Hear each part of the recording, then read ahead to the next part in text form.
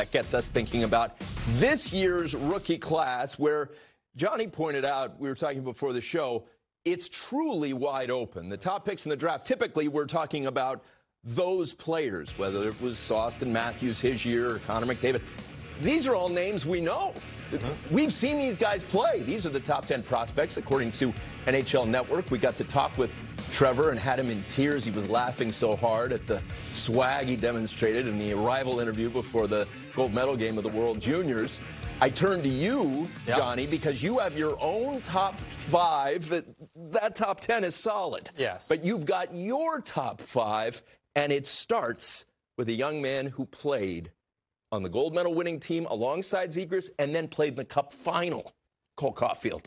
And I think when you think about rookies that have an impact, obviously you talk about talent, but then you also have to talk about opportunity. And this is where Cole Caulfield will really step forward, is that because he's played, he's got some experience. You mentioned he's got the trust of his organization and his coach, so he's not going to worry about that. And he's got a relationship with Suzuki. He's going to be the #1 offensive winger.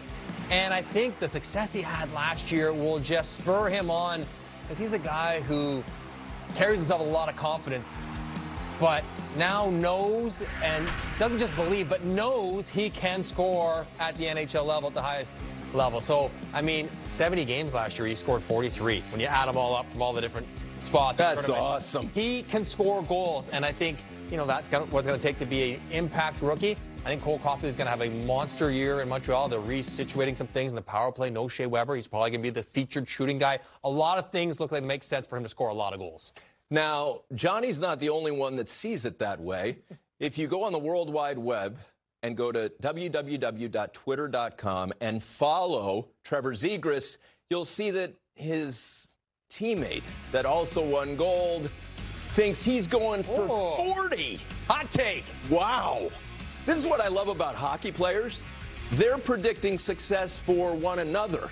He'd know. He'd play with them. He would. He could shoot. That tells you it's real. I'm bullish. I'm not that bullish, but I'm bullish on Cole Caulfield. So clearly, the research department here at NHL Network bullish on Trevor Zegras, who played 24 games for the Ducks, just under the number that you're allowed to play and still be considered a rookie. How about Zegras? He's number 2 on my list. Trevor Zegras, absolutely, again, opportunity. Anaheim can't score goals. They need offensive impact players. That's what Trevor Zegras is. And when you look at his performance in the NHL so far, he scored like almost at a 40-point pace, despite having an absurdly low shooting percentage for himself and his teammates when he's on the ice.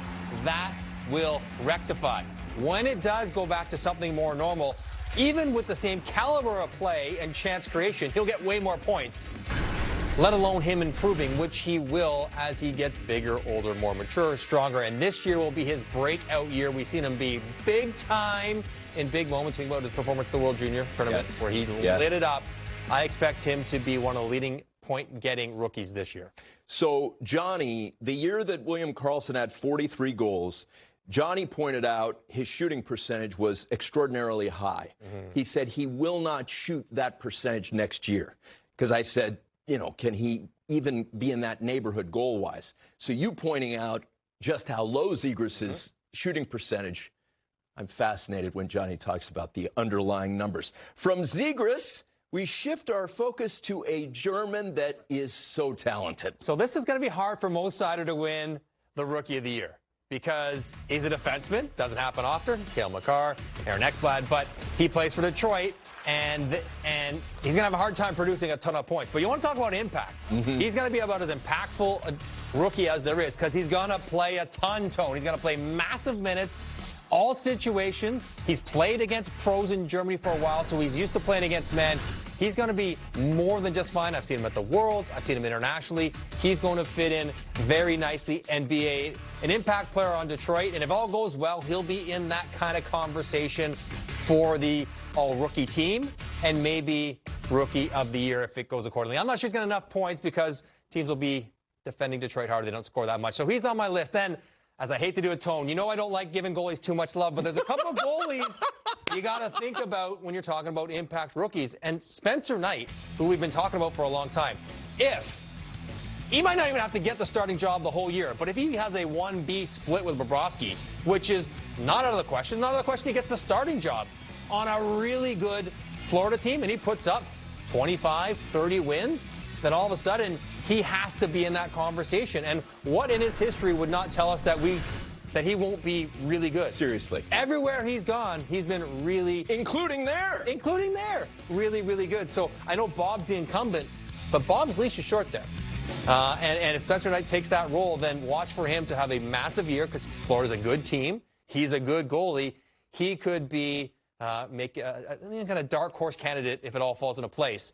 And one more guy, Jeremy Swayman. Oh, Boston Bruins. For the Boston Bruins. Who's the starting goalie for Boston? Swayman. Yeah. And the Bruins, yeah, they're going through some transitions. They're still good. They're still going to be really, really good. And they play great defense. I know he's not Tuukka Rask, but he put up good numbers, both at Maine, college, and in Boston. And if he gets the majority of the starts, he's going to get a ton of wins. He's going to have a good goals against. Save percentage is probably going to be pretty solid. Look what he did last year. Hello. Like, I don't care where you're playing. Play rec league. Those are great numbers. And so I know he's a little bit older. He's been around a little bit longer as far as, playing hockey. But I think he could be another guy, much like Nedeljkovic last year, who plays for a good team and gets a lot of kudos for it. So those are my top 5. And before we throw it to you, one dark horse. He might not play one game in the NHL, or he might lead all rookies in scoring. Marco Rossi, Minnesota Wild. We missed some time there with the COVID and everything else. And he's lighting it up in development camp. Who knows what's happening with Kaprizov? If he gets in the top 6, if he plays in a scoring role, that guy is so good offensively. He will pile it up. And maybe if Kaprizov doesn't show up right away, he gets his foot in the door and then look out when he starts there. Now, he might spend the whole year in the minors. But if he doesn't, he's my very, very wild card. Marco Rossi could be exceptional.